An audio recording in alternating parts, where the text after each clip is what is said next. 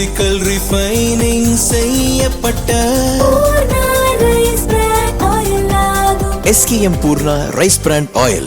பாரதிய ஜனதா மாநில முன்னாள் தலைவர் அண்ணாமலை வெளியிட்ட அறிக்கையில் கூறியிருப்பதாவது: தமிழக பள்ளி மாணவர்களின் மதிய உணவு திட்டத்தில் வழங்கப்படும் முட்டைகளுக்கு ஆண்டு முழுவதும் ஒரு முட்டைக்கு ரூபாய் 5.63 என்ற நிலையான விலையை தமிழக அரசு வழங்குகிறது.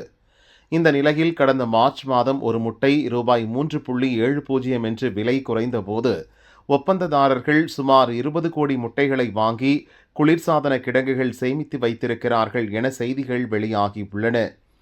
அதாவது குறைந்த விலைக்கு பெருமளவில் சேமித்து வைத்து ஆண்டு முழுவதும் பள்ளி மாணவர்களுக்கு வழங்க திட்டமிட்டுள்ளதாக தெரிகிறது. முட்டை என்பது நீண்ட காலம் கெட்டுப்போகாமல் இருக்கும் பொருள் அல்ல. குளிர்சாதன கிடங்கில் மாதக்கணக்கில் வைத்திருந்து பின்னர் தொலைதூர கிராமப்புற பள்ளிகளுக்கு கொண்டு செல்லப்படும் போது அதன் தரம், ஊட்டச்சத்து மற்றும் உணவு பாதுகாப்பு நிச்சயம் பாதிப்புக்குள்ளாகும்.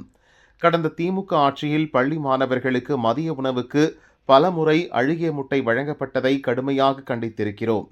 தாவேக ஆட்சியிலும் அதே நிலை தொடராமல் இருக்க வேண்டும். இது வெறும் கொள்முதல் சார்ந்த பிரச்சினை அல்ல, லட்சக்கணக்கான பள்ளி குழந்தைகளின் ஆரோக்கியம் மற்றும் பெற்றோரின் நம்பிக்கை சார்ந்ததாகும். எனவே முட்டைகளின் சேமிப்பு காலம், தர பரிசோதனை, போக்குவரத்து மற்றும் விநியோக நிலை குறித்து தமிழக அரசு வெளிப்படையான கண்காணிப்பையும் கடுமையான ஆய்வையும் உடனடியாக மேற்கொள்ள வேண்டும் என்று வலியுறுத்துகிறேன்.